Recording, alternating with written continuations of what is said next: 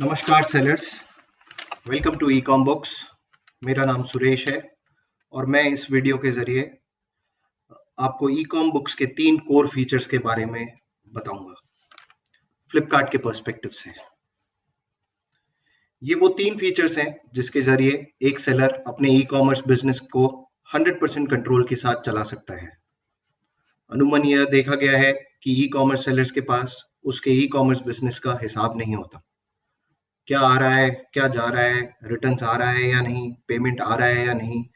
और आज के परिवर्तन के दौर में जहां सभी बिजनेस डेटा ड्रिवन हो रहे हैं, यह जरूरी है कि सेलर्स अपने बिजनेस की हर बारीकियों को समझे और उस व्यापार पे 100% कंट्रोल रखे और एक ताकि बेहतर डिसीजन अपने फ्यूचर के लिए ले सके। शुरू करते हैं। हमारा वेबसाइट है ecomBooks.co.in। मैं आपको एक टेस्ट अकाउंट के जरिए उनकी कोर फीचर्स के बारे में बताऊंगा। यहाँ से सेलर लॉगिन करेगा। ये डैशबोर्ड है। अभी e-com books 3 market place support करता है, अमेजॉन, फ्लिपकार्ट और मीशो। और हम निरंतर नए मार्केट प्लेसेस को ऐड कर रहे हैं। डैशबोर्ड काफी इंफॉर्मेशन देने वाला भी है और काफी सारे सेलर्स इसके बेसिस पे काफी सारे डिसीजंस भी ले सकते हैं। मैं ज्यादा वक्त जाया नहीं करूंगा। To keep this video short and as helpful to you possible, we'll straight hit to 3 core features that we offer. That is, one is payment reconciliation, second is return reconciliation, third is profit analysis. How this works is, we'll first take up return reconciliation. हमारे system में user के द्वारा केवल एक चीज की जाती है, वो है रिटर्न्स को मार्क करना। ये फ्लिपकार्ट के रिटर्न्स हैं जो कि एपीआई के द्वारा फेच किए गए हैं।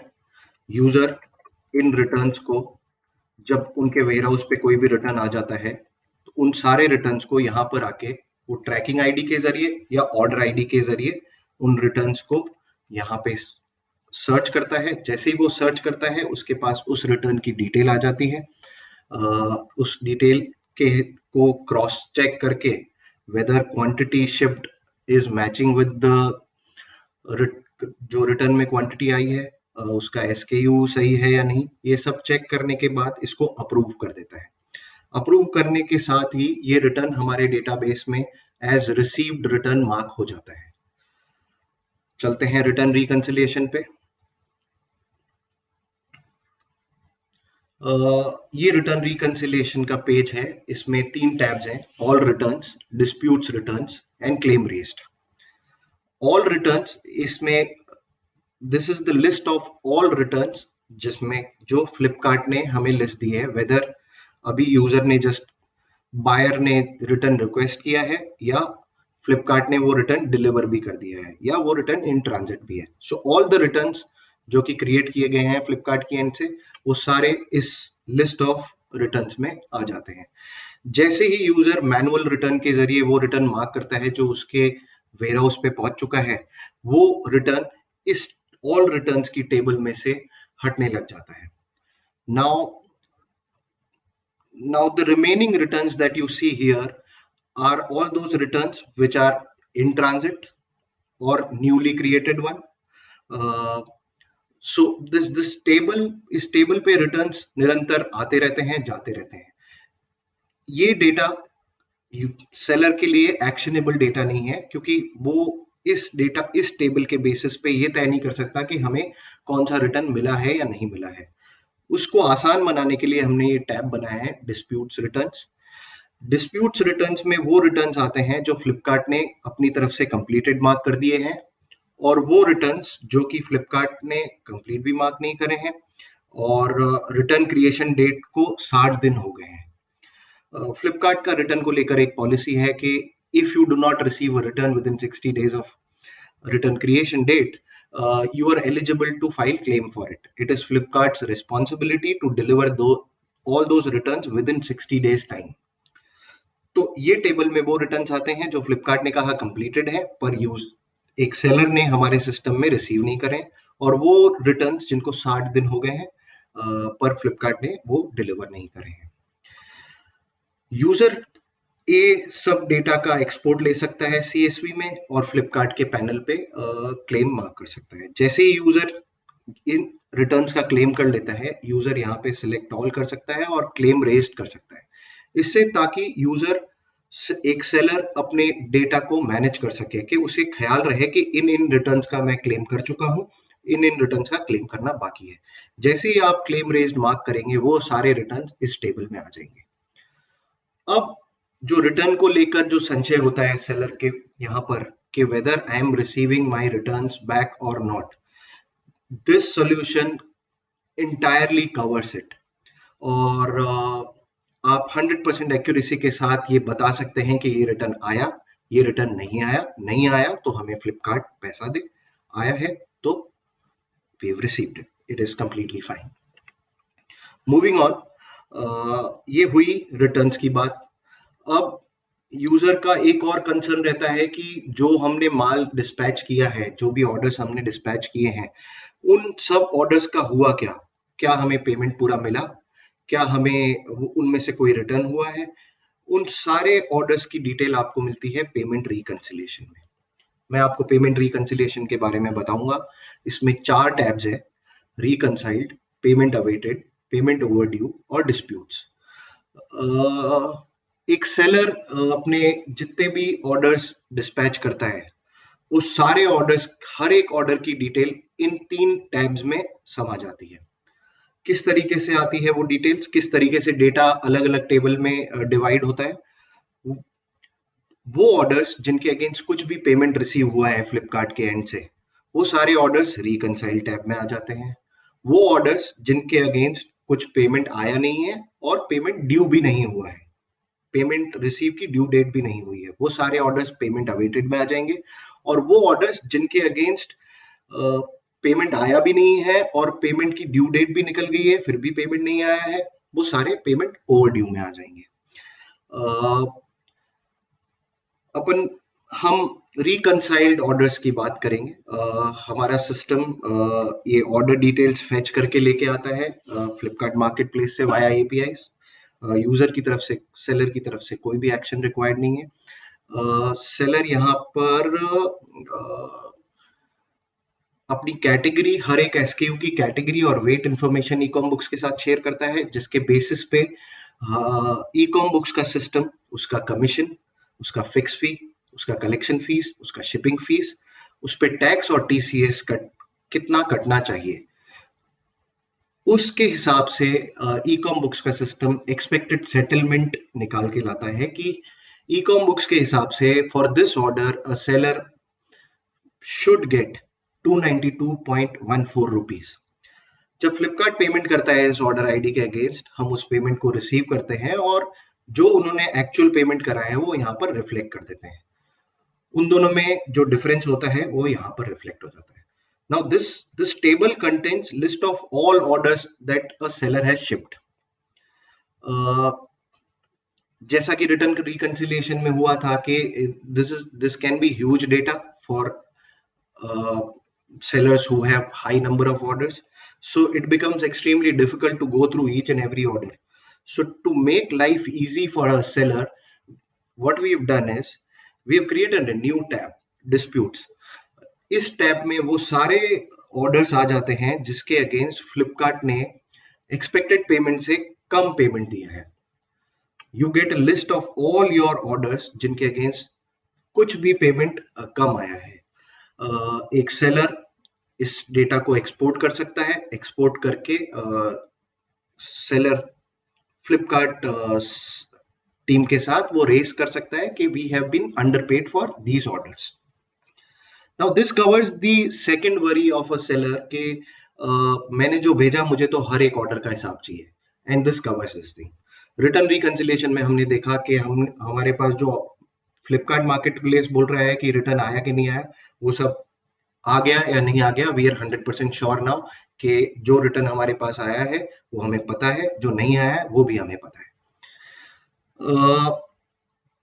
This gives you 100% control in terms of जो आपने ऑर्डर शिप किए हैं उसकी डिटेल और जो रिटर्न आने हैं उसकी डिटेल। इसके अलावा भी एक बहुत बड़ा कंसर्न है ई कॉमर्स बिजनेस में, वो है arriving at right profit.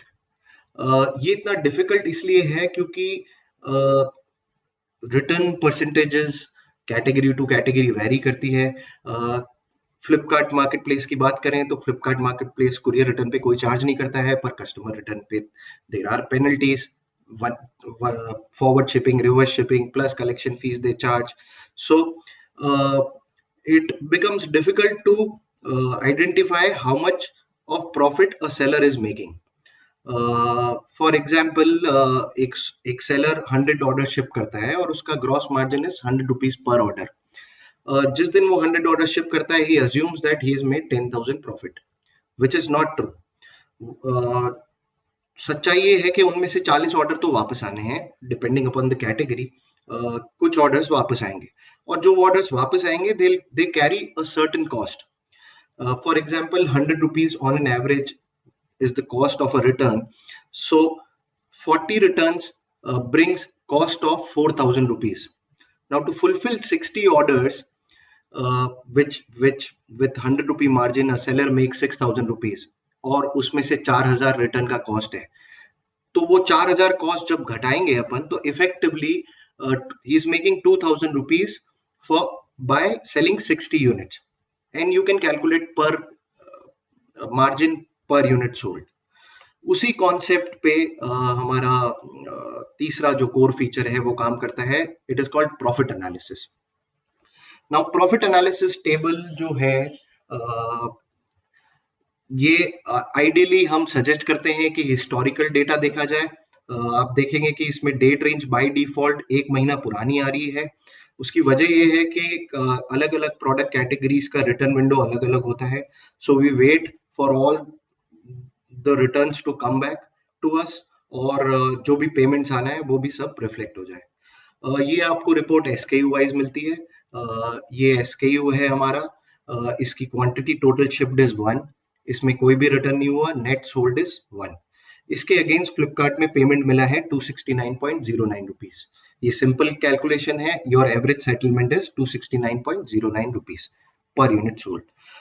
Now you know the cost of this SKU, और आप इसके आगे कॉस्ट लिखिए और उसको माइनस करके you arrive at exact profit और loss you made by selling this product. Similarly हम वो केस कवर करते हैं जिसमें कुछ रिटर्न हुए हों, और मैं थोड़ी डेट रेंज चेंज करता हूं।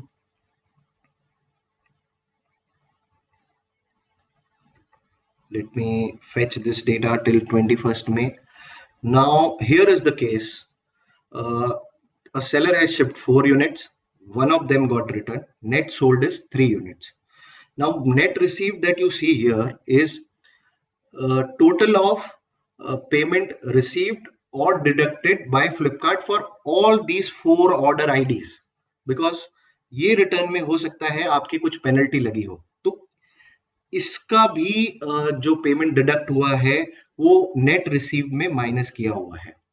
Now net receive for all those 4 order shipped is 489। A seller has sold 3 units only, so 489.99 divided by 3 is equals to average settlement a seller is receiving for a unit sold. Now based on this a seller can calculate his profit or his loss. और एक और बहुत important चीज जो ये बताता है आपको वो ये है कि आप